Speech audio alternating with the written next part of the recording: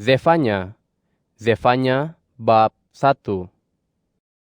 Inilah firman Tuhan yang turun kepada Zefanya, anak Kushi, anak Gedalia, anak Amaria, anak Hizkia, pada zaman pemerintahan Yosia, anak Amon, Raja Yehuda. Aku akan melenyapkan sama sekali segala sesuatu daripada muka bumi. Demikianlah firman Tuhan. Aku akan melenyapkan manusia dan binatang, burung di udara dan ikan di laut. Aku akan menumbangkan orang fasik dan melenyapkan manusia daripada muka bumi. Demikianlah firman Tuhan.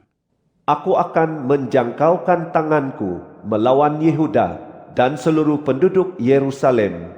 Akan kulenyapkan di tempat ini saki-baki Baal dan nama para imam berhala serta para imam.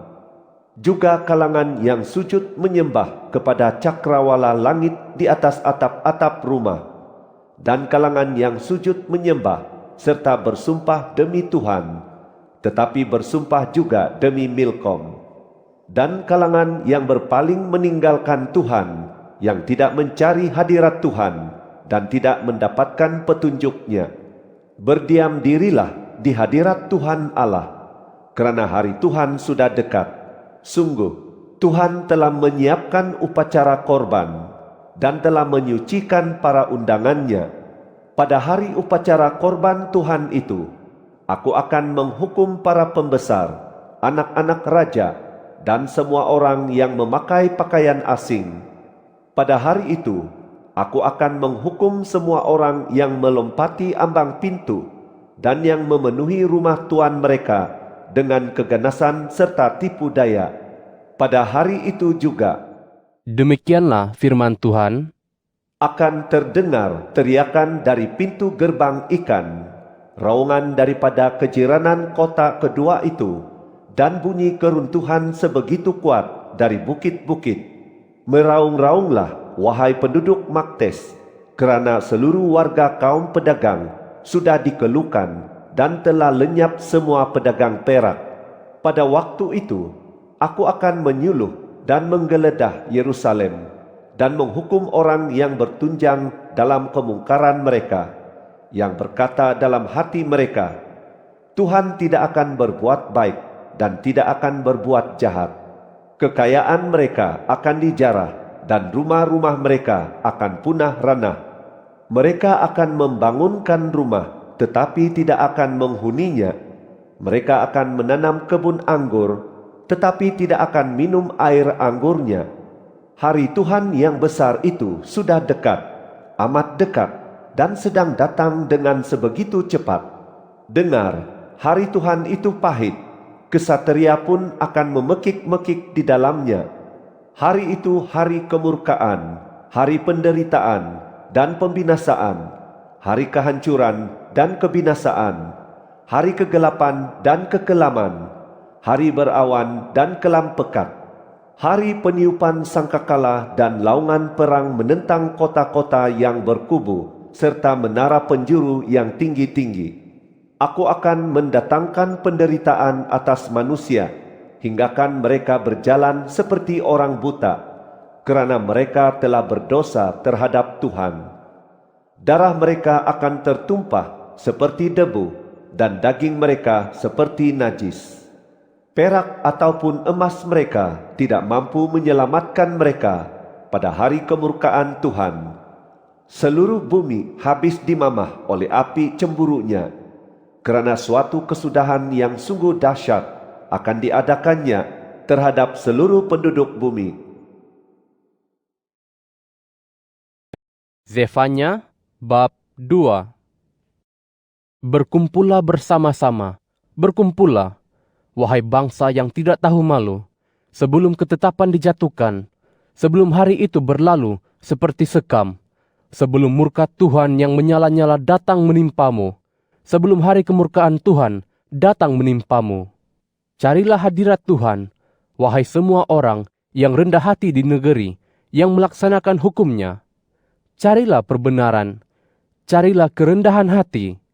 Siapa tahu kamu akan dilindungi pada hari kemurkaan Tuhan. Gaza akan ditinggalkan, dan Askelon dimusnahkan.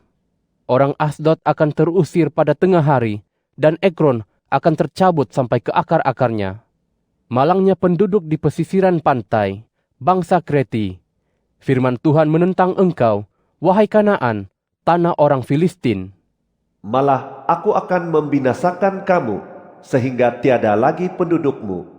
Pesisir laut akan menjadi padang ragut yang berpondok bagi para gembala dan berkandang bagi kawanan domba. Pesisir laut itu akan dimiliki oleh Sakib Baki keturunan kaum Yehuda. Di sanalah mereka akan meragut rumput. Pada petang hari, mereka akan berbaring di rumah-rumah Askelon, kerana Tuhan, Allah mereka, akan melawat mereka dan memulihkan keadaan mereka. Aku telah mendengar celaan Moab dan hujahan Bani Amon. Mereka itu telah mencela umatku dan membesarkan diri terhadap daerah umatku itu. Oleh sebab itu, demi aku yang hidup, Demikianlah firman Tuhan alam semesta, Allah Israel. Moab akan menjadi seperti Sodom, dan Bani Amon seperti Gomora, tempat yang penuh jelatang dan tempat menggali garam, tempat tandus untuk selama-lamanya. Saki-baki daripada umatku akan menjarah mereka, dan mereka menjadi harta pusaka bagi yang terselamat daripada bangsaku.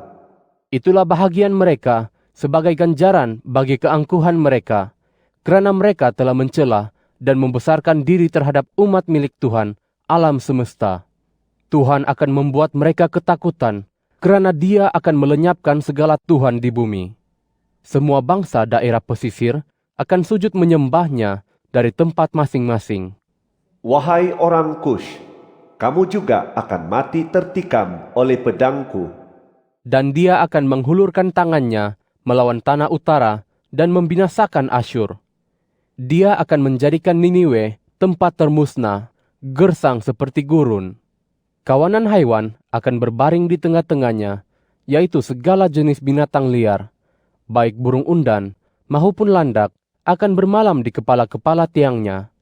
Suara nyanyi akan kedengaran di jendela, dan akan ada kemusnahan di ambang pintu, kerana kayu aras telah terbongkar. Itulah kota yang bersukaria, yang tinggal dengan aman, yang berkata dalam hatinya, Aku, dan tidak ada yang lain. betapa kemusnahan menimpanya, tempat berbaring bagi binatang-binatang liar. Setiap orang yang melintasinya akan mencemu dan mengibas-ngibaskan tangan. Zefanya, bab 3. Malangnya kota yang derhaka dan cemar, kota yang penuh penindasan. Dia tidak mahu mendengar teguran sesiapapun dan tidak mahu menerima didikan. Dia tidak percaya kepada Tuhan dan tidak datang untuk mendekati Allahnya. Di tengah-tengahnya, para pembesarnya seperti singa yang mengaum-ngaum, para hakimnya seperti serigala malam yang tidak meninggalkan sebarang sisa untuk keesokan harinya. Para nabinya berbuat sewenang-wenang serta hianat. Para imamnya mencemari apa yang suci dan memperkosa hukum. Tuhan yang hadir di tengah-tengahnya sememangnya benar. Dia tidak melakukan kezaliman. Keadilannya nyata setiap pagi. Dia tidak pernah lalai. Namun demikian, orang zalim tidak tahu malu. Aku telah melenyapkan bangsa-bangsa, musnah sudah menara-menara penjuru mereka. Jalan-jalan mereka telah kurosakkan, sehingga tiada lagi yang melintasinya. Kota-kota mereka telah dibinasakan, sehingga tidak ada lagi orang, tidak ada lagi penduduk. Firmanku, tentu sekarang engkau akan takut kepadaku, dan akan menerima pengajaran. Dengan demikian, tempat kediaman mereka tidak akan dilenyapkan selaras dengan segala yang kutentukan atas mereka. Tetapi mereka semakin giat melakukan segala kemungkaran mereka. Oleh sebab itu, nantikanlah aku. Demikianlah firman Tuhan. Akan tiba hari, aku akan bangkit untuk menjarah. Telah kuputuskan untuk mengumpulkan bangsa-bangsa dan menghimpun kerajaan-kerajaan demi mencurahkan murkaku ke atas mereka. Kerana dalam seluruh amarahku yang menyala-nyala. Seluruh bumi akan dimakan oleh kegairahan api cemburuku. Sungguh, pada waktu itu aku akan mengubah bibir bangsa-bangsa menjadi bersih, supaya mereka semua dapat menyeru nama Tuhan dan beribadat kepadanya dengan satu tekad. Dari seberang sungai-sungai Kush, kalangan yang berdoa kepadaku, yaitu para umatku yang tercerai-berai, akan membawa persembahan kepadaku. Pada hari itu, engkau tidak akan diaibkan lagi oleh segala perbuatanmu yang derhaka terhadap aku. Pada waktu itu, aku akan menyingkirkan daripada tengah-tengahmu kalangan yang amat gembira dengan sifat riak mereka. Engkau tidak akan menyombong lagi di atas gunungku yang suci. Aku akan meninggalkan di tengah-tengahmu kalangan umat yang rendah hati dan lemah. Mereka akan berlindung dalam nama Tuhan. Sakit bagi orang Israel tidak akan melakukan kezaliman dan tidak akan berkata dusta. Lidah tipu daya tidak akan didapati di dalam mulut mereka. Sungguh, mereka akan makan lalu berbaring tanpa ada yang mampu menakut-nakutkan mereka. Bersorak-sorailah, wahai puteri Sion. Bersoraklah dengan gembira, wahai Israel. Bersukacitalah dan bersukarialah dengan seluruh hatimu, wahai puteri Yerusalem. Tuhan telah menyingkirkan hukumanmu, dan Dia telah melenyapkan musuhmu. Raja Israel, yaitu Tuhan, hadir di tengah-tengahmu. Engkau tidak akan takut lagi kepada malapetaka. Pada hari itu akan dikatakan kepada Yerusalem, Jangan takut, wahai Sion, jangan biarkan tanganmu lemah. Tuhan Allahmu hadir di tengah-tengahmu seperti kesatria pembawa kemenangan. Dengan penuh sukacita, Dia akan bergirang kerana engkau dan tenang berdiam kerana kasih-Nya. Dengan sorak-sorai, Dia akan bergembira kerana engkau. Aku akan mengumpulkan umat yang berasal daripadamu, yang pilu mengenangkan hari perayaan, yang telah menanggung beban celaan. Sesungguhnya, pada waktu itu, aku akan bertindak terhadap semua yang menindas engkau. Aku akan menyelamatkan yang tempang dan mengumpulkan yang terbuang. Rasa aib mereka akan kuganti dengan puji-pujian dan kemasyhuran di seluruh bumi.